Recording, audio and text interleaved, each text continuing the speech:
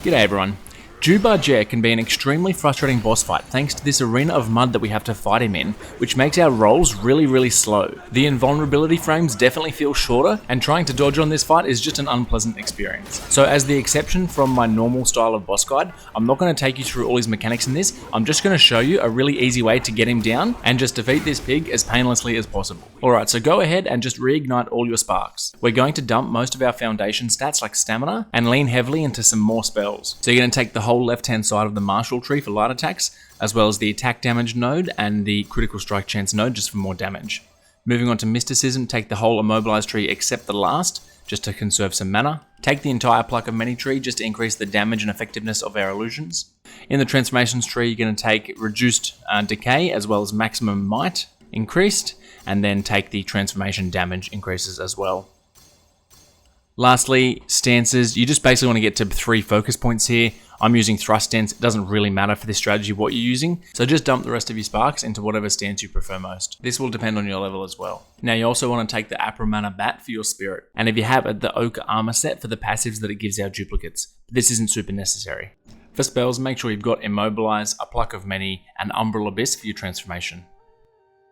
Use any damage or crit pills you've got before you step in the arena. Once you're in, take a few steps and activate Pluck of Many. Lock onto the boss and try to dodge him as he dives in at you. Doesn't really matter if you don't though. He'll dive straight into the middle of your duplicates, and then you want to freeze him in place with Immobilize. Your duplicates will start beating on him, and you're going to do 5 light attacks as well. As soon as that combo finishes, you're going to hit your spirit, which is the Apramana bat. Now this will shoot you up into the air, and then you'll fire 2 ice projectiles at the boss. These hit pretty hard themselves, but more importantly, it's enough to freeze this boss in 1 ability. This is valuable because your duplicates can now keep beating on him. Follow this with a 3-point heavy attack, and you're pretty much going to be phasing him already. Alright, so as you see, that was very easy. Now on to phase 2. Start by just running to the side. The ball will usually run back 3 or 4 times, and you also want to avoid those little spurts of mud. Don't do anything but avoid here. You're not attacking, you're not doing anything. After the ball runs back 3 or 4 times, he's going to crash landing into you, and he's going to lie on the ground vulnerable for a second.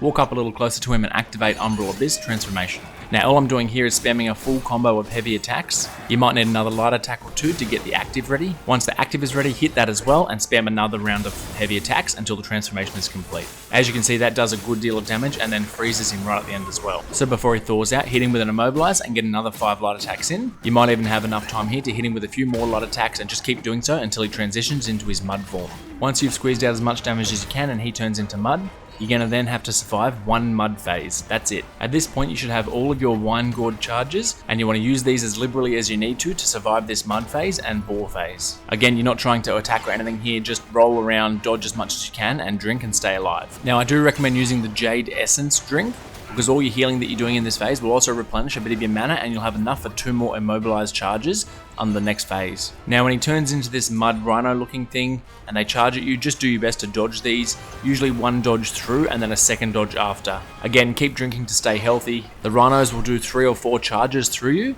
and then it'll transform back into that mud thing and finish with a bit of a black wave towards you, which you want to try and dodge through. That one does do a fair bit of damage. And there's the wave. At this point, the boar will collapse with exhaustion again, and the aim is to kill him here using 5 light attacks before he gets up, immobilize, use the 5 light attacks again, and then you've got a heavy attack ready as well. And that should be enough to kill him. If not, you should be very close by now, and it shouldn't be too hard to finish them off. If this strategy helped, please like and subscribe. It helps me out heaps. Thanks for listening, everyone. Cheers.